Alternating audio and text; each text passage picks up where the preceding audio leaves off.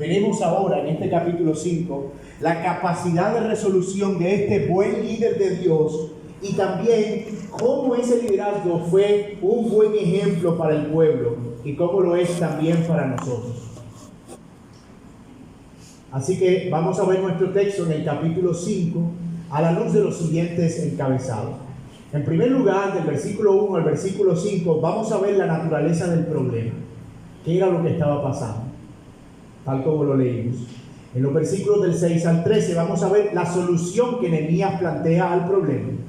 Y al final, en los versículos 14 al 19, vamos a ver a Nehemías como un ejemplo para evitar futuros problemas. El problema, la solución, y él como un modelo para evitar esos mismos problemas en el futuro. En cuanto a la naturaleza del problema, ya lo leímos.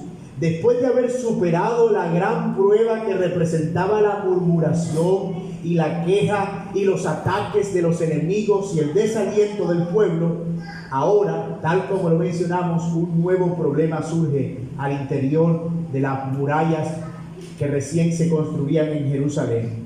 Y habían varias fuentes para este problema. Noten que son las mujeres quienes inician esta especie de protesta contra sus hermanos judíos, como lo veremos más adelante, los más pudientes. Y eso muestra lo grave que era. Hasta ahora las mujeres no estaban muy involucradas en el trabajo de la construcción de manera directa, pero el hecho de que aparezcan aquí siendo protagonistas de una protesta muestra lo grave y lo profunda que era la crisis, que las mujeres se tuvieron que involucrar. Se pusieron al frente de una manifestación y si pudiéramos imaginárnosla hoy en día, era una especie de sindicato moderado. Todas ellas con pancartas caminando alrededor de la muralla, reclamando igualdad y derechos laborales. Tenemos hambre, no hay comida, no hay pan, tenemos deudas, no hay con qué pagarlas y nuestros hijos están siendo vendidos como esclavos. Pero como no existían sindicatos en la época de Nehemías, vamos a bajar las expectativas y vamos a imaginarnos una protesta bien moderada. Ellas bien respetuosamente protestando contra las injusticias económicas que estaban aconteciendo. Ahora, ¿cuáles eran todavía más en el fondo las causas de este problema? Número 1, dice nuestro texto que ellos estaban endeudados por la comida.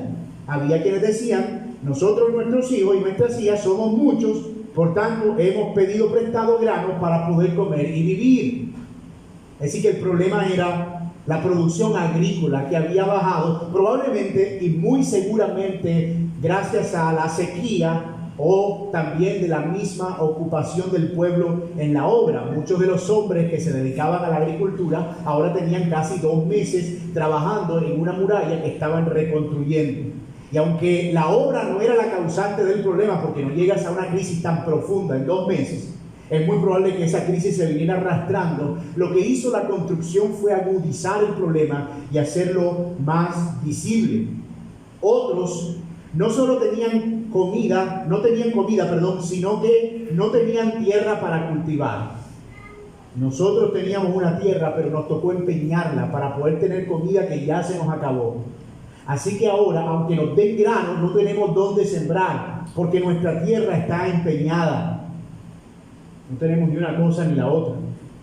Otros se habían endeudado para pagar el tributo al rey Artajerjes, que no era poco. Recuerden ustedes que Jerusalén para la época estaba bajo el dominio de los asirios, cuyo rey era precisamente, Media Persia, cuyo rey era precisamente Artajerjes.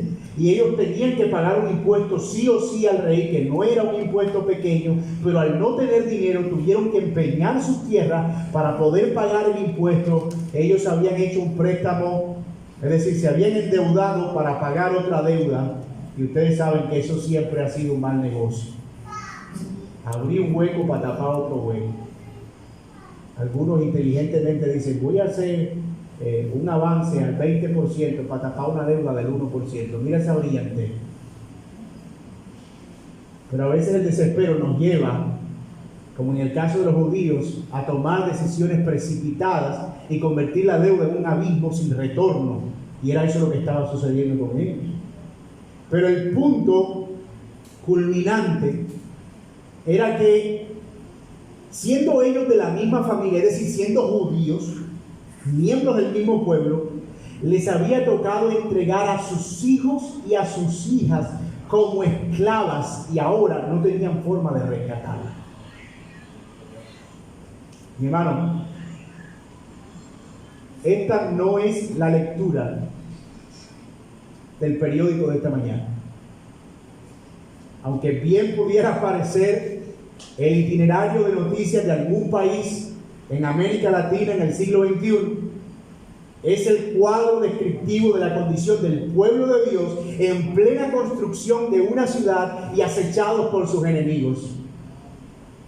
Tú puedes tener un pueblo con ánimo, puedes tener un pueblo con muchas ganas de trabajar, es más, puedes tener un pueblo que quiera hacer guerra contra sus enemigos, pero algo que no vas a poder ver es a la gente trabajando con hambre. Tenían hambre y por lo tanto la obra estaba parada. Y Nehemías tenía ahora un nuevo reto que resolver. ¿Cómo voy a manejar esta menuda situación? Porque ya no eran murmuraciones, ya no eran críticas, ahora era un cuadro de estado financiero que iba en rojo hacia abajo. Nehemías, mira, ¿qué vamos a hacer? Varias cosas que están pasando aquí estaban relacionadas con problemas, como dije, que ya venían andando. No surgieron por la construcción. Era una crisis que ya venía y que se agudizó cuando la gente se encerró a construir. Pero el asunto estaba en que ante la falta de recursos, entre los mismos judíos, se había creado una especie de sistema de crédito con tendencia a la ultrausura. Algunos de los más ricos habían aprovechado la situación para almacenar gran cantidad de granos porque probablemente tenían gran cantidad de tierra y habían creado un sistema de préstamos en el que pedían tierras a cambio de grandes intereses y ellos daban comida. Eran judíos, hermanos, es decir, la deuda y la protesta no era porque ellos no estaban teniendo las condiciones por parte del rey Artajerjes, ellos que ni se les ocurriera rebelarse contra el rey o hacerle una protesta de ese tipo al rey. La protesta era por la condición interna del trato inhumano entre los judíos y la manera en que estaban manejando toda esa crisis económica.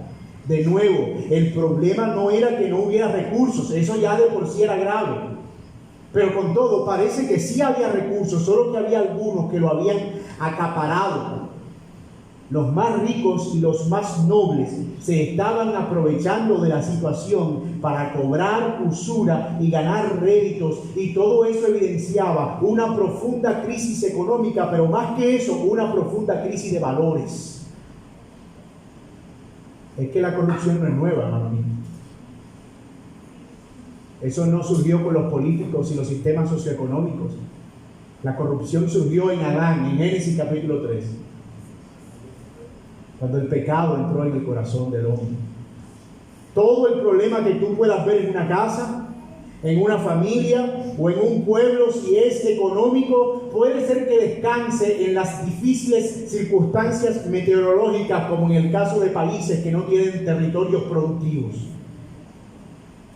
Pero en la gran mayoría de casos, todo el problema de crisis alimentaria y económica y social está más relacionado con la corrupción moral de algunos que quieren sacar ventaja de las necesidades de otros. Y siempre ha sido así. Siempre. Y no quiero que estemos pensando en que la solución era replantear el modelo socioeconómico. Mira, este capitalismo nos está devastando, Nehemías. Necesitamos que replantees las filosofías socioeconómicas y te conviertas en nuestro líder y en nuestro Mesías, y diseñes un programa y un plan a través del cual la repartición y el poder equilibrar las riquezas resuelva esto. No, ellos no estaban pidiendo que se replanteara un modelo socioeconómico, porque tal como lo hemos dicho, ese no era el fondo del problema. El problema era un problema ético, un problema moral, un problema del corazón, del pecado del corazón. Ellos no estaban amándose como hermanos y no estaban amándose en la manera en que Dios dijo que debían amar a su prójimo y cómo Él lo había establecido en la ley, porque el prójimo es hecho a la imagen misma de Dios.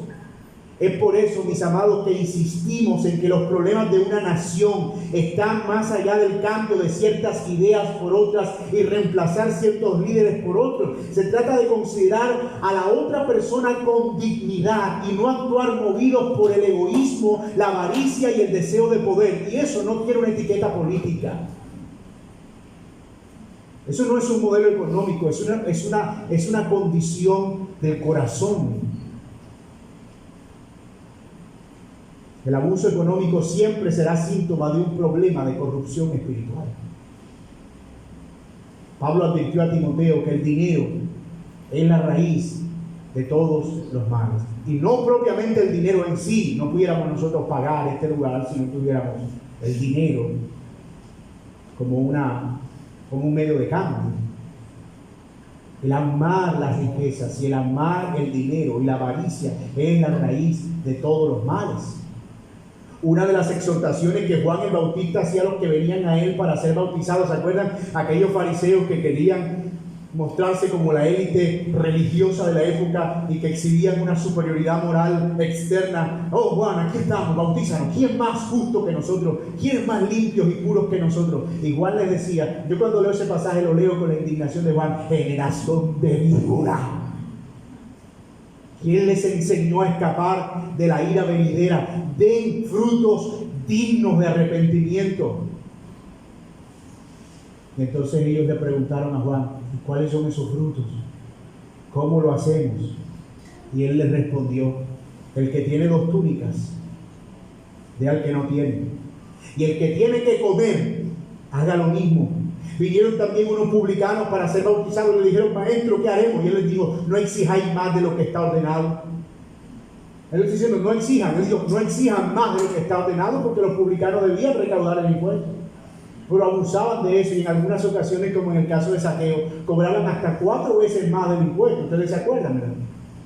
Los publicanos eran judíos que servían al imperio romano. Entonces ellos estaban a cargo de una aldea, le decían al regente, al encargado de la aldea de los romanos: mira, nosotros te vamos a pagar tanto por esta aldea en impuestos al año y déjanos recaudarlo a nosotros. Así que ellos iban y sacaban lo que habían pagado y hasta 4 veces más en impuestos. Entonces Juan le está diciendo: usted no es que nos recauden porque hay que pagar el impuesto, esa es la ley, pero no recauden más de lo que es justo. También le preguntaron unos soldados diciendo, imaginamos romanos: ¿y nosotros qué haremos? Y él les dijo: no hagáis extorsión a nadie, ni calumniéis, y contentos con vuestro salario. Lucas 3, 18 al 14.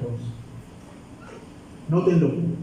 Juan Bautista le estaba diciendo a estos religiosos que ellos habían de tenían el deber de hacer evidente la verdadera ley de Dios. ¿Y cuál es esa verdadera ley de Dios?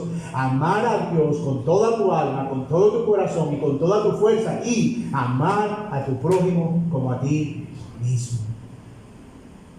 Santiago también advirtió en esa misma línea en su carta: vamos ahora, ricos, llorad y aullad porque las miserias que os vendrán, o por las miserias que os vendrán. Vuestras riquezas están podridas y vuestras ropas están comidas de polilla. Vuestro oro y plata están enmohecidos, y su moho testificará contra vosotros, y devorará del todo vuestra carne como fuego. ¿Y por qué? Porque habéis acumulado tesoros para los días postreros.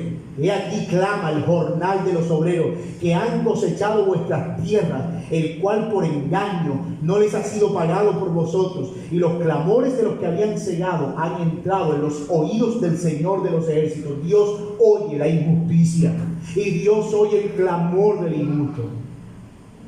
Mira, hermano, a veces a nosotros como creyentes nos toca trabajar en condiciones injustas, y el Señor nos manda a someternos incluso en situaciones tan adversas, porque esa es una de las consecuencias del pecado. El trabajo iba a ser duro, pero quienes abusan del poder y quienes usan el trabajo de otros para su propio beneficio sin remunerarlo justamente, tendrán que dar cuenta a Dios, dice su palabra. Él le dice a los siervos: sométanse a sus amos, pero a los amos les dice: no abusen de su posición para explotar a los otros. Hermano, si tú aquí tienes una empresa, o tienes una empleada en tu casa, o tienes a alguien que tú contrates, sea creyente o no sea creyente, siempre obra bajo el amparo de la justicia. Siempre obra bajo el amparo de lo que es justo. Porque a veces en ese ánimo de ganar venganza, del vivo que vive del bobo, de la malicia indígena, del colombiano avispado, del que hace las cosas pero que tiene que ver cómo saca ventaja, eso lo traemos como un bagaje a nuestra vida. Pero mi hermano, nosotros somos creyentes, no de este mundo, no guiados por las reglas de este reino y llevados y conducidos más bien por la palabra del Señor, que nos manda a obrar justicia y amar misericordia. Amén. Mucho cuidado con eso. Mucho cuidado. Este no es un modelo, como ustedes lo pueden ver, basado en las ideas y el discurso de reducción de desigualdad y disminuir la brecha social. No, esto no es un discurso socioeconómico. No es un modelo impositivo que atenta contra la propiedad privada.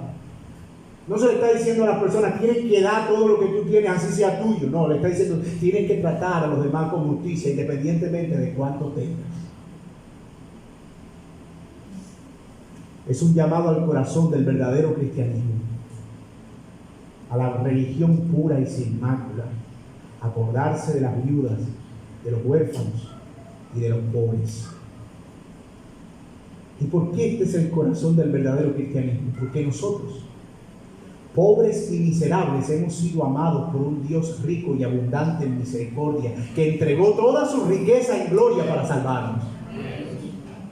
Y ahora Él se convierte en nuestro modelo para nosotros amar al prójimo bajo la misma premisa. Eso no sucede en ningún sistema socioeconómico. Solo nosotros vemos eso en el Señor. Solo el cristianismo plantea ese tipo de forma de vivir. Por eso nuestro reino no es de este mundo. Esta no es una política. Es el resultado de la obra de Dios en corazones verdaderamente arrepentidos, cuya confianza no está en las riquezas de este mundo, sino en el Dios que lo sostiene todo. Hermano, yo lo he dicho muchas veces de este púlpito, una de las razones por las que yo amo la predicación expositiva, y debemos defender la predicación expositiva consecutiva de la Biblia en este púlpito, es porque nos permite abordar temas que de ninguna otra manera nosotros abordaríamos. Hoy nos tocaba predicar en Nehemías capítulo 5, y nos toca abordar este tema en víspera de elecciones aquí, donde estamos todos como que ¿por quién voto? Que a mí me gusta que este habla mejor, que este dice esto, que este dice todo. No olvidemos, hermano, que tenemos una cosmovisión cristiana antes que una visión política. Y cómo nosotros moldeamos nuestra vida y nuestras acciones y nuestra filosofía y nuestros pensamientos por esa cosmovisión cristiana, pero no al revés. Y eso es importante. Debemos participar democráticamente, es un derecho que tenemos. Pero debemos hacerlo bajo el amparo de una cosmovisión sólida, impulsada por la palabra de Dios, por la voluntad del Señor.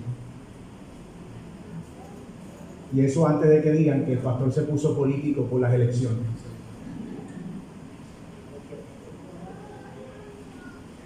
Los judíos, entonces, ¿cuál era el problema? Los judíos no estaban viendo como el pueblo de Dios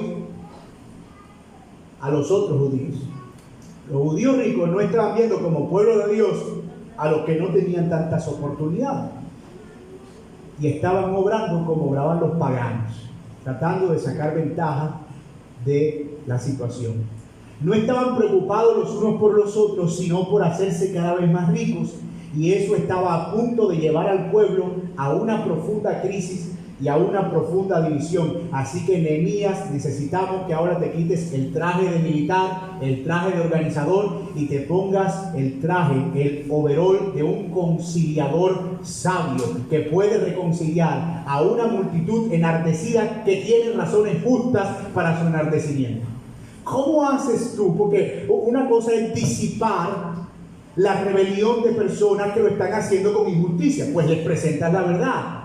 O que lo están haciendo sin argumentos, sin razón. Pero en este caso habían razones, habían argumentos. La protesta tenía un fundamento real, de verdad, era un peligro. Así que Nehemías necesitaba el doble de sabiduría para poder resolver esta situación antes de que el pueblo se le partiera en dos y de paso fracasara, no solo en la construcción de las murallas, sino como gobernador encargado de la provincia, que fue el cargo político que le asignaron. Entonces tenía que darle cuenta a Dios por la muralla y al rey por haber permitido que su pueblo se le rebelara. Menudo problema. Pero este Nehemías parece correcamino, ¿verdad? Que uno cuando lo veía atrapado, de repente aparecía por otro lado. Dios lo había dotado de una sabiduría impresionante. Y vamos a ver cómo resolvió este problema, lo que nos lleva al segundo encabezado de este sermón. Miren el versículo 6 conmigo. La solución al problema. Y me enojé, dice Nehemías. Me enojé, y no fue como que, oye, ¿por qué hacen eso? No, me enojé en gran manera. Hasta ahora no habíamos visto a Nehemías rabioso.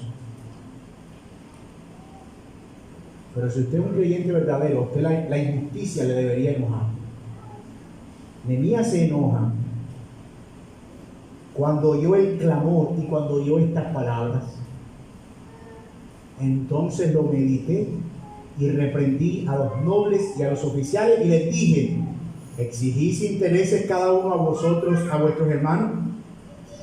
Y convoqué contra ellos una gran asamblea.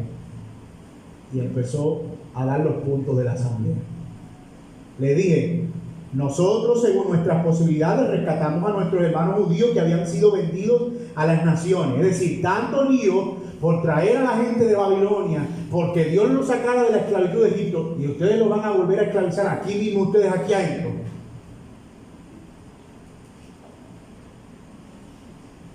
¿Qué hicieron ellos? Se callaron, pues no tuvieron que responder. Y dije, versículo 9, no es bueno lo que hacéis. ¿No andaréis en el temor de nuestro Dios para no ser oprobio de las naciones enemigas nuestras? En otras palabras, nosotros estamos luchando por defendernos de nuestros enemigos, y ustedes con esta forma de proceder nos van a dividir aquí adentro para que nuestros enemigos vengan y destruyan lo que estamos haciendo. ¿Y cuál es la gracia? Y dice el versículo 10: también yo y mis hermanos y mis criados les hemos prestado dinero y grano. Quitémosle ahora este gravamen. Él dice: yo caí en eso sin darme cuenta, porque vi que era lo que se hacía, pero yo no tengo problema en devolver eso y en quitar eso. Así que háganlo también ustedes. Os ruego que le devolváis hoy sus tierras, sus viñas, sus olivares y sus casas, y la centésima parte del dinero. En otras palabras, el producido en intereses. Mira que dio una instrucción específica. ¿De qué? Del dinero, del grano, del vino y del aceite, que demandáis de ellos como interés. Instrucciones específicas. Y el versículo 12, dijeron: lo devolveremos y nada le demandaremos. Haremos así como tú dices. Pero espérate, que a mí eso no me convence. Ustedes ahora pueden estar diciendo misa, pero mañana pueden seguir con su fechoría. Sacerdotes, vengan acá. Y todos los líderes espirituales del pueblo, vamos a hacer un juramento aquí, delante de toda esta asamblea. Ustedes van a jurar que van a devolver todo. Y hicieron un juramento. Y me encanta cómo termina, porque al final, en el versículo 13, dice: y respondió toda la congregación: amén. Eso es un amén de júbilo. ¿Te imaginas? Estás endeudado hasta aquí, no tienes comida, no tienes tierra donde sembrar, y de repente de la noche a la mañana te devuelven todo. Si uno dice amén cuando termina de pagar una deuda, imagínate que te la perdonen. Ese es el amén más gozoso que nosotros podemos encontrar. Amén, Señor, amén. ¿Y qué hicieron? Alabaron a Jehová, y el pueblo hizo conforme. ¿Y cómo no iban a alabar al Señor? Por tremenda obra que estaba haciendo entre ellos. Hay varias cosas que podemos ver en esta respuesta de Nehemías, y que lo primero que vemos es que se dio en etapas. La etapa de la indignación santa, la etapa de la meditación piadosa y la etapa de las acciones pertinentes. Tú lo puedes ver: me enojé, medité y hice la asamblea. se indignó, meditó. La indignación santa que experimenta Nehemías aquí, lo vemos en el texto cuando dice que él se enojó en gran manera, no porque le fastidiara la queja, no porque dijera otro problema, no. Él creía que eso era importante. Se enojó por ver la manera en que el pueblo de Dios estaba procediendo con tanta crueldad entre unos y otros. Ellos habían olvidado la palabra de Dios, la cual prohibía que entre judíos se prestaran al interés. Eso estaba prohibido en la ley de Dios. La palabra también prohibía que la tierra fuera retenida más de 7 años. Cada 7 años, en el año del jubileo, los que tenían tierras en empréstito, incluso si estaban sembradas, tenían que devolverlas a su dueño. Pero por supuesto también prohibía la esclavitud. La Biblia establecía en el libro de Éxodo un sistema, en Deuteronomio, un sistema por medio del cual si alguien estaba endeudado y no tenía cómo pagar, podía empeñarse como trabajador, pero debía ser tratado dignamente como trabajador durante máximo 7 años. A los 7 años, hubiera pagado la deuda o no, debía ser liberado, pero la esclavitud no estaba permitida, y mucho menos para niños. Ese era un sistema solamente para los adultos. Pero ellos estaban esclavizando a los niños. Ustedes pueden ver esto en Éxodo 22:25, Levítico 25:35 y Deuteronomio 23:20. Estas 3 leyes sobre la tierra, sobre los préstamos y sobre los esclavos. Así que ellos estaban yendo definitivamente contra la palabra de Dios. Contra la palabra de Dios. Pero Nehemías no obró impulsado por la indignación. Él hizo meditación piadosa. No actuó movido por la rabia. Qué peligroso es eso, hermano. Qué peligroso es eso. A veces hay gente que lo único que tiene es indignación y Facebook. Y entonces se lanzan en una avanzada para cambiar el mundo desde su indignación, desde la comodidad de Facebook. Injusticia. Y van, y comentarios van y vienen, pero al final, ¿qué hace? Cuando puedes sacar ventaja, la saca. Cuando te puedes robar una fila en el banco, te la robas. Cuando puedes pagar por un trámite bajo el cuerda, lo pagas. Cuando tienes que ir a recortar la licencia y hacer el curso, dices, no, yo te lo pago por debajo para no hacerlo. Cuando tienes que hacerlo. ¿Dónde está la indignación? Porque allí es donde comienza, hermanos, la verdadera corrupción. Nosotros no podemos andar ahora como fariseos señalando la paja que está en el ojo de los políticos corruptos, que ciertamente lo son. Mientras en nuestro corazón nosotros andamos haciendo microcorrupción, microestafa, microaprovechamiento, buscando dónde encontramos la oportunidad, cómo nos saltamos el IVA, cómo nos pedimos la factura, cómo pedimos un asunto ahí por debajo de cuerda, cómo negociamos por otro lado para que no me salga tan caro. Oh, pero no, eso es diferente.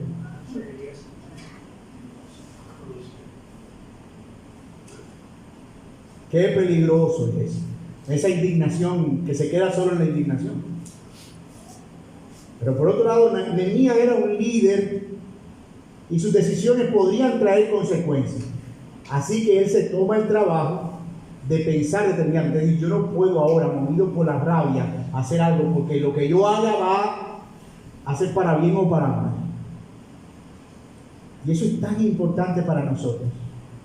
Tan importante. No tomes decisiones, me aconsejó alguien un día, cuando estés muy enojado o cuando estés muy feliz. No siempre sigo ese consejo, pero siempre me arrepiento cuando no lo hago. Nuestras emociones son malos consejeros. La rabia, en la rabia tú tomas la decisión de estrellar el celular. ¿Y ahora? ¿Qué hice? En la rabia tomamos decisiones, nos mudamos, cambiamos de lugar, cortamos una relación, porque no meditamos. Y estamos seguros que por el talante de liderazgo de Nehemías, mínimo fue una meditación en oración, mínimo. Él masticó el problema. Se sentó una noche y lo miró desde varios ángulos. Lo presentó ante el Señor. buscó sabiduría, consultó la palabra. Todo eso involucró ese proceso de meditación. Y cuando estuvo listo, Nehemías actuó, y esa es la tercera etapa de la respuesta de Nehemías, la acción necesaria. Él actuó, él convoca una asamblea general y dio instrucciones específicas. Habló directamente a los nobles y poderosos acerca del problema y cómo resolverlo. Y miren las cosas que hace Nehemías concretamente en esta reunión. Número 1, él apeló a la historia. Les mostró cómo habían sido liberados de la esclavitud en el pasado, cómo Dios los había rescatado de ser esclavos para que ahora vinieran a esclavizarse entre ellos. Eso no puede ser. Lo otro que hace es que los exhorta, les dice que ellos no estaban haciendo lo bueno, en el sentido de que no era aprobado por Dios, no estaban obrando en el temor de Dios. Él no criticó el sistema financiero que habían establecido, él no habló de la usura, él no habló de los préstamos, él dijo, no están andando en el temor de Dios, no están andando conforme a la verdad. Ese era el fondo del problema. Lo tercero que hace es que se pone como ejemplo, toma la iniciativa, devuelve también lo que en algún momento él pudo haber dado como préstamo, recibido como prenda, aunque lo había hecho sin cobrar interés alguno. También dio instrucciones específicas de devolver todo lo que se tenía acumulado, como Zaqueo, ¿se acuerdan? Cuando se arrepintió. Señor, voy a devolver la mitad de lo que tengo, lo voy a dar a los pobres. Y de lo otro, si alguno es robado, le voy a dar 4 veces más. O sea, voy a devolverle lo que le he robado. Porque el corazón transformado de Nehemías sacó la corrupción de su corazón. Él no les estaba pidiendo que devolvieran lo que era de ellos, ya lo mencionamos, pero sí lo que habían acumulado por cobrar altos intereses. Y hizo que todo quedara firmado y certificado por un juramento público, notariado, con registro público visible, delante de toda la congregación. ¿Me firman allí? ¿Me hacen el favor? Sí, claro, delante del Dios del cielo. El sello, un amén y un gloria a Dios. Así que no había forma de invalidar ese juramento delante del Señor. Wow, mi hermano, 1000 veces wow. Pues yo miro esto y lo leía y ayer lo meditaba y decía, Señor, qué tremenda sabiduría de Nehemías. No cabe duda que el Espíritu de Dios estaba sobre Nehemías. No cabe duda.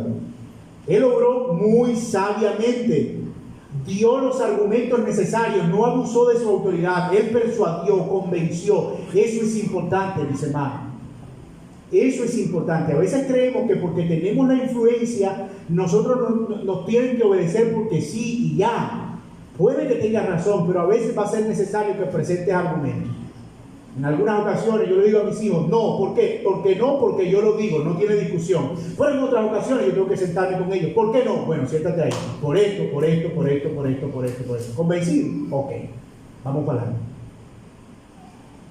Entonces a veces, hermanos, vamos a tener que usar la persuasión para poder llevar a las personas a través de argumentos a mostrarles que la conducta que están llevando a cabo es una conducta antibíblica.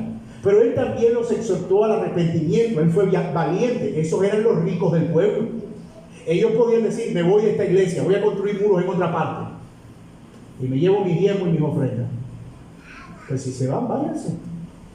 Pero ustedes tienen que saber que están pecando contra Dios. Y esto es importante, porque hoy en día parece que los que más tienen en la iglesia son intocables. Entonces no se habla de adulterio, no se habla de fornicación, no se habla de robo, no se habla de corrupción, no se habla de cosas y de pecados, porque las clases altas viven cómodas en esos pecados. Y es que si hablamos de eso, la gente se va. Pero mi hermano, porque se vayan. Pero al final es la palabra de Dios y eso no se puede negociar. La palabra de Dios no se puede negociar.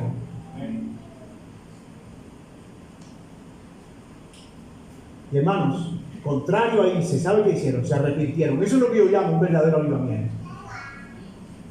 Eso es un verdadero avivamiento, una actividad inusual del Espíritu Santo de Dios, moviendo a los pecadores al arrepentimiento por medio del llamado a volverse al temor de Dios. Si nosotros vamos a ver esta iglesia llena de gente, no va a ser por acomodar el mensaje para que la gente se sienta más cómoda, es porque estamos predicando fielmente la palabra de Dios, y quienes están en pecado se ven en el espejo de la palabra y dicen: yo quiero volverme al Señor en arrepentimiento.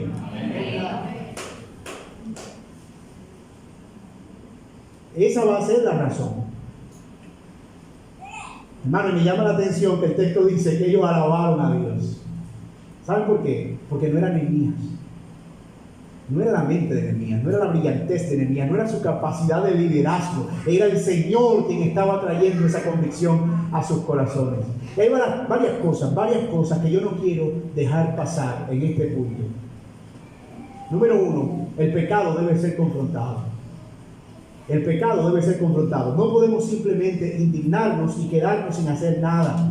Dios nos demanda acciones, confrontar. Algunas personas quieren indignarse por el pecado por el silencio, y cuando están con la persona no le dicen nada. Y entonces, ¿cuál es el propósito de esa indignación? Pero cuando vayamos a exhortar el pecado, debemos hacerlo con sabiduría, porque la respuesta blanda quita la ira, y debemos ser sabios en el uso de nuestras palabras. Algunas personas quieren corregir el pecado llenos de rabia, pero el Señor nos manda a nosotros hablar la verdad en amor. Significa que es posible decir la verdad en amor. Hablar la verdad en amor uno con otro. O sea, sí es posible decir la verdad en amor.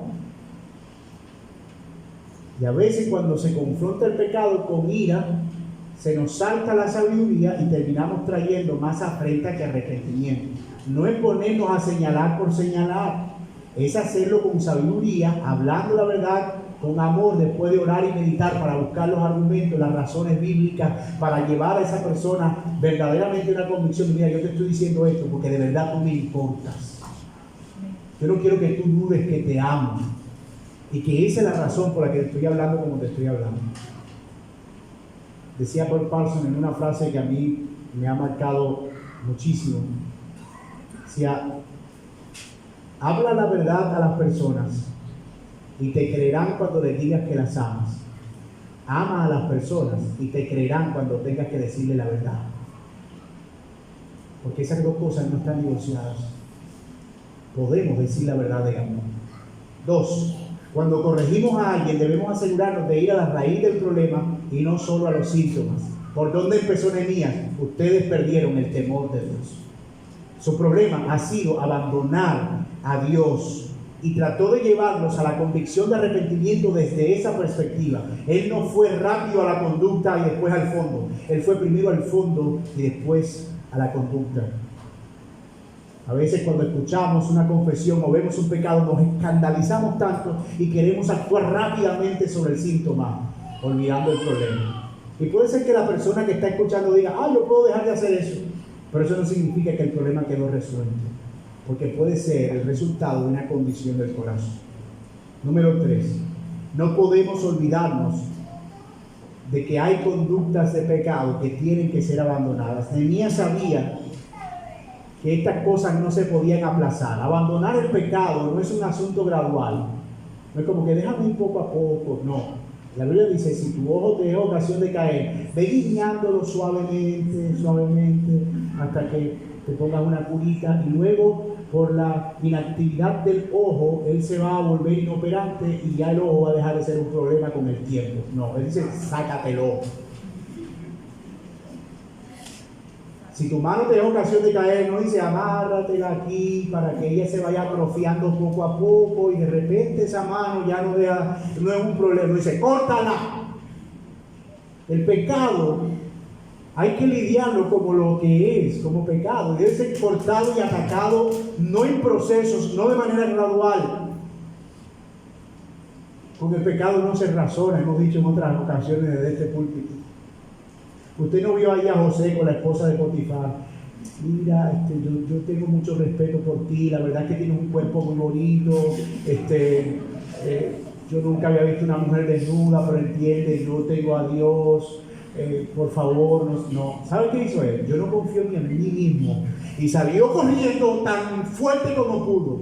Le costó la cárcel, pero él fue radical con el pecado. Así que Nehemías le está diciendo aquí, no es que empiecen a devolver poco a poco, no, devuelvan todo lo que se robaron ya. Porque ustedes lo acumularon gradualmente, pero tienen que devolverlo ya, porque ha sido a base de injusticia. Punto. Radical. Mis amados, definitivamente Dios usa hombres, y esa es la otra cosa que llama la atención en este punto, para exhortarnos y para llamarnos a un arrepentimiento verdadero. Tú puedes ignorar la predicación cuando Dios te habla acerca de tu pecado. Puedes ignorar tu estudio devocional cuando Dios te habla acerca del pecado. Y tal vez estés diciendo, yo voy a esperar que el Señor me hable, que el Señor me diga, o que el Señor trate conmigo esa área. Pero no menosprecies el hecho de que Dios puede usar a un hermano, Dios puede usar al predicador, Dios puede usar tu estudio devocional como un medio para confrontarte con tu pecado y llamarte al arrepentimiento. Siempre que provenga de la palabra de Dios, tú puedes estar seguro que es Dios. Tú puedes decir, me vaciaron toda la prédica a mí, está bonito el pastor hoy. Me vio a mí, me apuntó con todo, hasta me miraba. Mira Álvaro, que lo he mirado tanto hoy. Yo creo que a veces por eso es una ventaja a veces tener los ojos en el manuscrito, porque no quiero que nadie piense como que eso es como conmigo. Tú puedes decidir ignorarlo, o tú puedes decidir, Señor, esta es tu palabra, y tú me estás llamando al arrepentimiento, y recibirlo con humildad. ¿Sabes qué hizo esa gente? Así como usted dice, Nehemías, así es. Es verdad que no tenemos temor de Dios. Es verdad que eso Dios lo prohíbe en su palabra. Porque es que contra eso no se pelea. Lo que dice el texto básicamente es eso. Ellos se quedaron callados porque no tenían nada que contestar y que iban a contestar. Y finalmente, hermano, eso es algo que aprendemos aquí, este punto. No es una buena idea justificar nuestros pecados. Nunca será buena idea. Si estamos mal en algún área, debemos reconocer que es algo que debemos corregir. Por naturaleza no nos gusta ser exhortados. Tú no escuchas a alguien que le están reprendiendo un pecado. Ay, hermano, gracias por tu amor, ¿verdad? Me siento tan cuidado, tan protegido. No, tú estás adentro como, ¿y este qué se cree? ¿Y por qué? ¿Y qué más santo que yo? ¿Qué? Y él no se ve sus propios pecados. Él inmediatamente está pensando en cómo le doy la vuelta. Él me está dando, pero yo tengo que darle en algún lado. Sí, hermano, pero tú tampoco te acuerdas cuando tú tal cosa. Hermano, pero cálmate, baja los brazos. Si tienen que darte 2 jabs, 3 jabs y tirarte a la lona, deja que te tiren. Pero a veces nos entra esa cosa de happy hora, ¿verdad? No, solo conmigo. No, tampoco. Yo no fui. No, eso fue que ese día llegué tarde. No, que ese día no me levanté bien. No, que ese día mi ánimo no estaba así. Y estamos aquí allá buscando razones. Hermano, reconoce, tengo un problema de orgullo. Hermano, ¿verdad? Estoy batallando con la ira. Hermano, ayúdame porque, ¿verdad? Yo no sé, estoy reaccionando violentamente. Pero hazlo con humildad. Porque razones, vas a tener 10,000 siempre para justificar el pecado. Siempre vamos a tener razones para justificar el pecado. Como decía un pastor, no gente el fue que. ¿Sabe qué es? Es que fue que. No. Nos duele. Pero así es el proceso de disciplina. Es doloroso, pero es el Señor tratando de llevarnos a un arrepentimiento. Y aceptar con humildad lo que viene de Dios para nuestro bien. Ahora bien, llegamos al final de este sermón. En nuestro tercer punto, Nehemías se presenta como un ejemplo para evitar el problema. Miren el versículo 14. Ya vimos la naturaleza del problema y en qué consistía. Ya vimos cómo Nehemías lo atacó. Era un problema espiritual y los problemas espirituales se atacan espiritualmente. Era un problema de pecado y los problemas de pecado se atacan con arrepentimiento. Así que ahora Nehemías, al final del libro, se pone como un ejemplo. Parece como una nota de apéndices. Si ustedes lo ven bien, Es como si lo hubiese terminado ahí, amén, gloria a Dios, pero luego le añade un apéndice a este reporte en su diario, y él dice: también desde aquel día que me mandó el rey que fuese gobernador de ellos. Y aquí sabemos algo que no sabíamos. El rey lo mandó, pero para que fuese gobernador de ellos, no para que fuese simplemente a liderar la construcción. Él era oficialmente el encargado de parte del rey de gobernar la provincia de Jerusalén. Ahora entendemos por qué Sanballat estaba tan bravo, le quitaron el negocio, porque era la familia de Sanballat quien había gobernado antes de Nehemías. ¿Y qué dice Nehemías?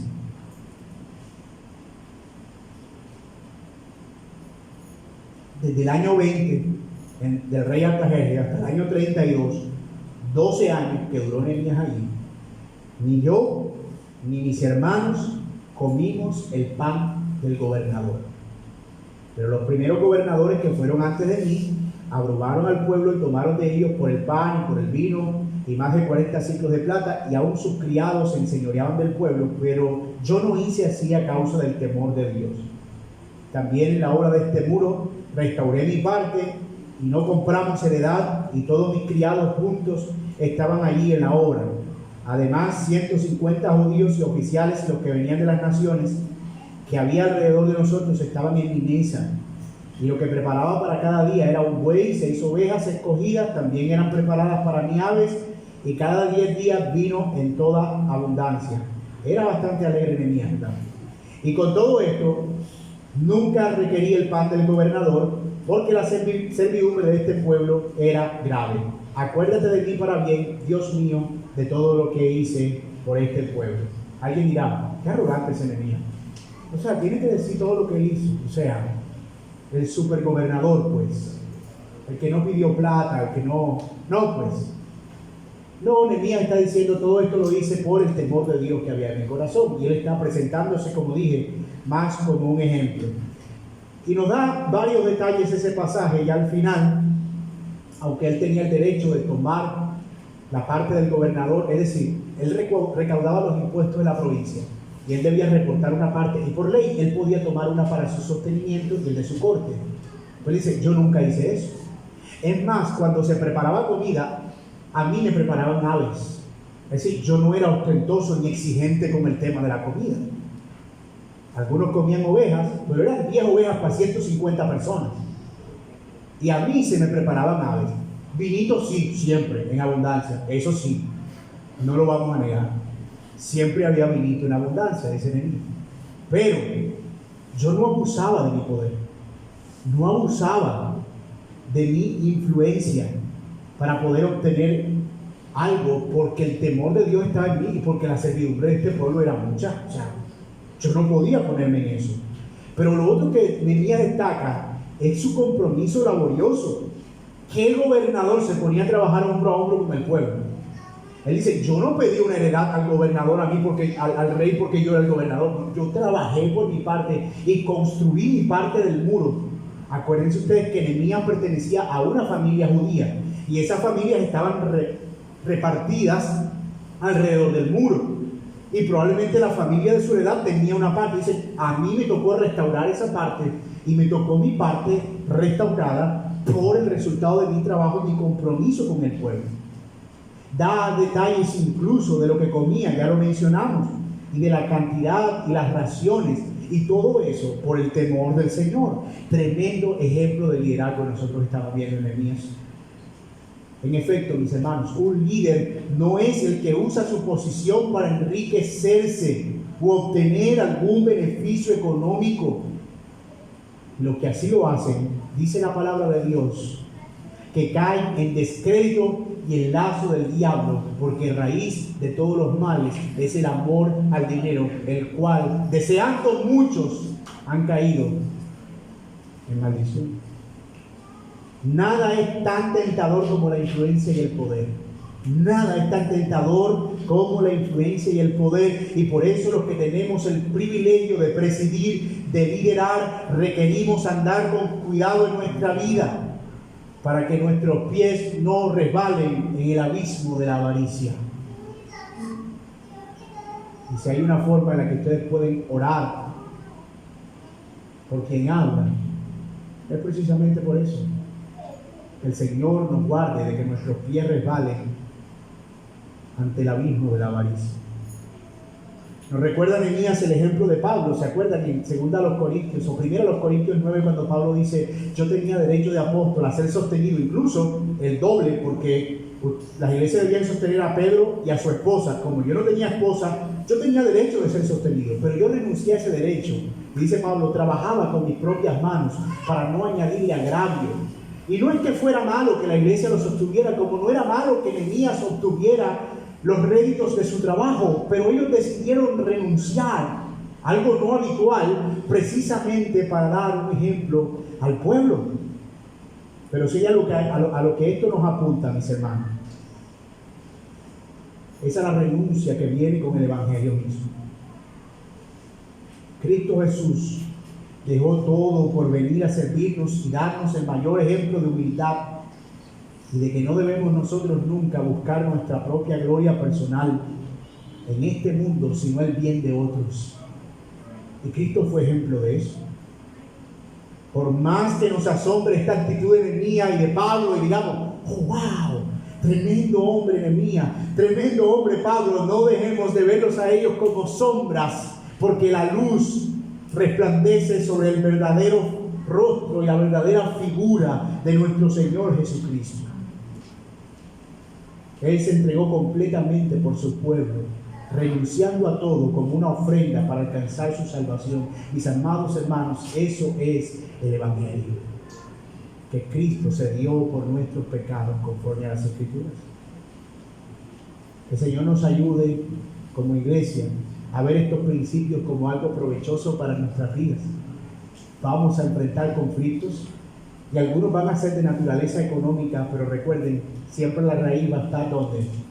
Aquí en el corazón. Y debemos pedir al Señor que nos ayude a examinar nuestros motivos. Como decía el salmista: examíname, oh Dios, conoce mi corazón, pruébame en esta situación, ayúdame a ver si estoy obrando con avaricia. Debemos tener esa humildad.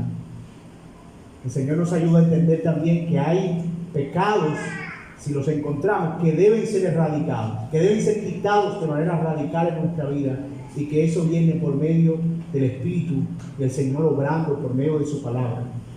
Pero también debemos mirar a Cristo como nuestro mayor ejemplo de humildad y de renuncia, que lo dio todo por nosotros en la cruz del Calvario.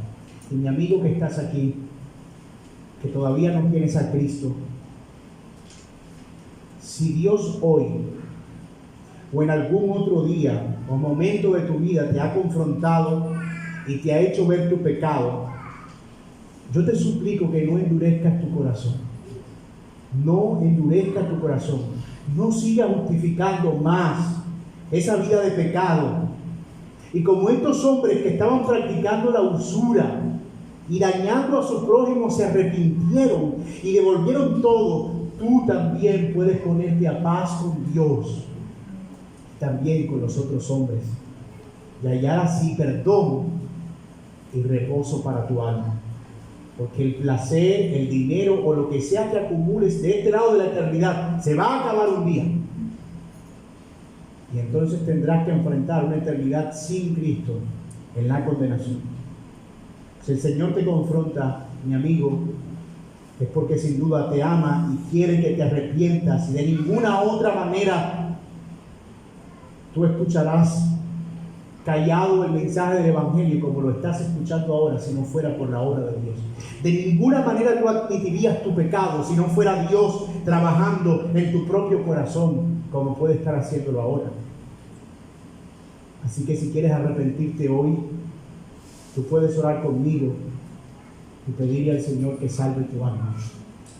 Señor y Padre nuestro que estás en los cielos, tu palabra ha sido predicada, Señor, y tú has hablado a nuestras vidas. Te rogamos, Señor, que tú nos ayudes a ver nuestro pecado y a arrepentirnos de todo corazón. Ayúdanos, Señor, a verte como el máximo ejemplo de renuncia y de sabiduría, quien se dio completamente por nuestros pecados y nuestras culpas, para redimirnos de toda maldad. Gracias, Señor. por ser nuestro Redentor y nuestro Salvador. Y quiero pedirte especialmente, Señor, si hay alguien aquí, Padre, que ha escuchado tu palabra y hoy ha decidido arrepentirse, Señor, escucha su oración, perdona sus pecados, Padre, y provee el don de la vida eterna, y que al abrir sus ojos Él pueda ver, Señor, a la iglesia como su familia y la cruz de Cristo como su recompensa y la eternidad como su herencia. Señor, quita el pecado porque solo tú puedes hacerlo, y pon afectos nuevos en su corazón, Señor, para que pueda amar lo que tú amas y aborrecer lo que tú aborreces. Solo tú puedes hacer eso, Señor, y es lo que te pido en esta oración, para la gloria y la honra de Dios. Oramos en Cristo. Amén. Y amén.